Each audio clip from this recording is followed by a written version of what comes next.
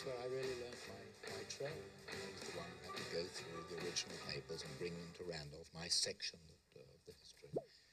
And there I was, touching his letters, finding his school reports, sometimes even opening envelopes that had been sealed in 1894 or 1895. And so in a way, from that moment, for 30 years, he was with me, I suppose, every day of my life. Though I never smoked a cigar. What year did he die? He died in 1965, 3 years after I started work for Randolph.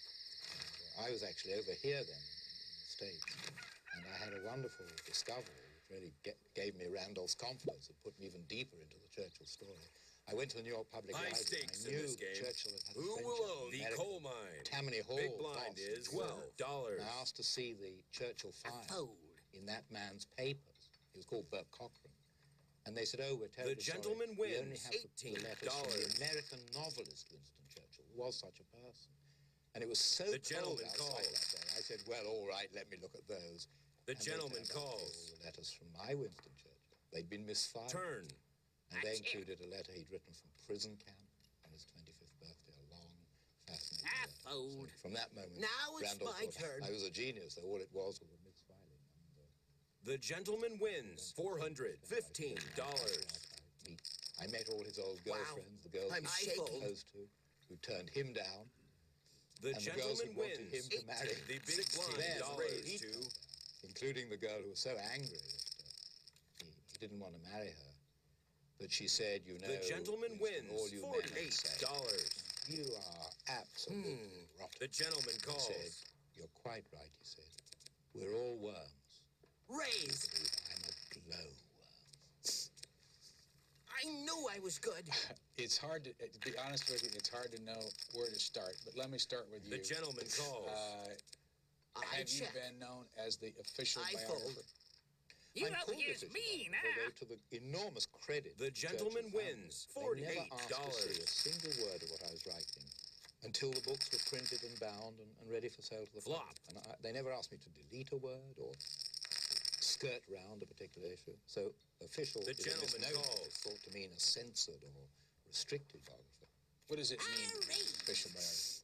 It means some poor sod had to be willing to give 30 years of his working life, give up The his big university blind is teaching, raised give up to his $20. lecturing, give up the The gentleman amenities of being, calls. as it were, a clubbable don on an Oxford University high table, and be willing to sit in archives, which I enjoy. You're up against me now. One moment, but basically The gentleman wins someone who would do it $60. full-time, day after day, for 30 years. I fold. What part of Winston Churchill do you enjoy? The gentleman wins researching? $30. What I mean by that is he was an artist, he was an orator, he was a writer, he was a statesman, he was a leader. What part got your most of your attention? I think the thing which fascinated me most was his work as a parliamentarian. The river. He entered Parliament in 1900. He was very young. He was just 25. I raise.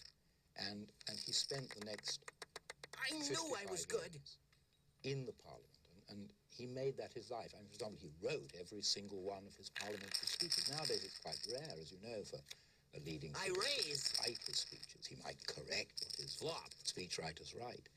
And he not only wrote them, but he rewrote them. And he worked on them. And it's a common misconception that he just sort of used words in an airy-fairy You up against way. me The famous now. phrase by J.F. Kennedy, he mobilized the English language and sent it into battle. The big blind It's is true, raised but to He $30. used language for argument, to lead the House of Commons again and again, thousands The of gentleman pages, calls. through a complicated and unpopular argument. You know, he was arguing, for example, something you've got here in the United States since Now 1933, it's a my minimum turn. wage, which our government still resists.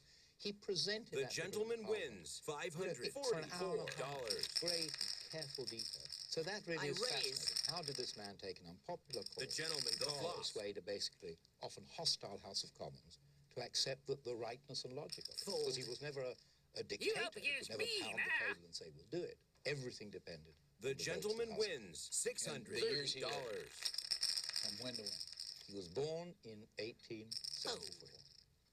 And he died in 1965. So it was a long life. He passed his 90th birthday. The gentleman The calls. first president whom he met was McKinley.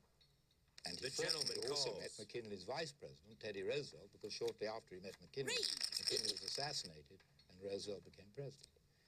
And he knew Woodrow Wilson well, had many debates with him over whether The big blind is the raised Bolsheviks to should be contained by $50. the Allies in 1918. The gentleman or calls whether they lock. should be allowed to stew in their own juice. Churchill believed that the fool. anti-Bolshevik Russians should You're up assist against it, me overthrow now. Bolshevism, and Woodrow Wilson The gentleman declined. wins $150. Franklin Roosevelt extremely well. The They were gentleman war leaders in calls. World War II. And he knew Truman and greatly respected Truman. The gentleman He was the calls. encourager of what became the Truman Doctrine in foreign affairs. He encouraged America to emerge as a world leader. And Eisenhower The gentleman was wins somebody with whom he had, when $250. Eisenhower was president, a most incredible conflict. I mean, it wasn't personally violent, but it was Raise.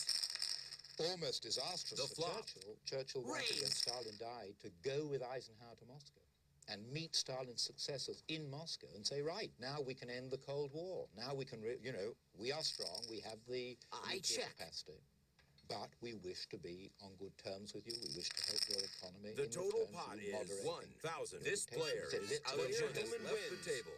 And Eisenhower refused and very much humiliated Churchill, both to Churchill's cabinet and also in the international discussions. Churchill never left it alone. For 4 years, he kept coming back to it, pleading with Ike, let us try and break the Cold War. But, it was the wrong time in American politics, and in the end it was Reagan and Gorbachev and Bush and Gorbachev and Thatcher and Major who did what he had pleaded with Ike to do. You say 55 years. Did he spend all that time? Was he there all those years? He only had a year and a half out of Parliament.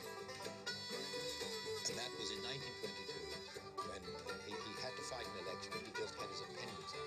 And he used to joke, he said, at one stroke, I lost my place in the government, my seat in Parliament, and my appendix. All three had gone. But he came back after a year and a half. And even in the famous wilderness years, when there's a misconception, actually, in America that he was alone. In fact, there's even a book come out, I can't remember the author, which says, Lion Alone. He was never alone in the wilderness years. He had an enormous following in Parliament, in the government circles, in the civil service, and among the public, who realized that his warnings that Hitler did have to be confronted. If war was to be avoided, Hitler had to be told, look, thus far and no further. He was always in Parliament during those wilderness years. So he always had, his place. He was actually on the front bench, as your viewers know from the British Parliament, quite a powerful place to be.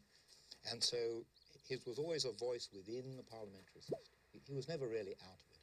And of course, Churchill, out of office, was a man who went down to his country house, Charlton, Kent, and had around him probably more cabinet ministers and government officials than sat around the cabinet table. I mean, he was a magnet. He was fun. He was fun to be with. He was interesting. When he was serious, it was something worth, being present at. And so people flocked to him almost like moths to a lamp. He married how many times? Only once. He was in love with a beautiful girl he met in India, went riding on elephants in the youth around the city of Hyderabad in southern India. But she somehow wasn't quite there. Then he met a pretty girl and hardly noticed her at dinner. At the end of the dinner, he said, I'm sorry I didn't talk to you, but I've written a book about my father. May I send it? She said, yes, she went right. And she never heard again from him. That was a girl called Clementine. They met 4 years later. He had forgotten the promise which he hadn't given of sending the book, and he fell in love with her and proposed to her. Even then, though, he was terribly indecisive. You think of him as a man who knew what he wanted and knew how to get it. He wanted to marry her, but he didn't know how to do it. He invited her to Glenwood, where his family lived, and they spent the weekend together, and his cousins noticed he wasn't popping the question. He wasn't asking her. And on the final morning, when she was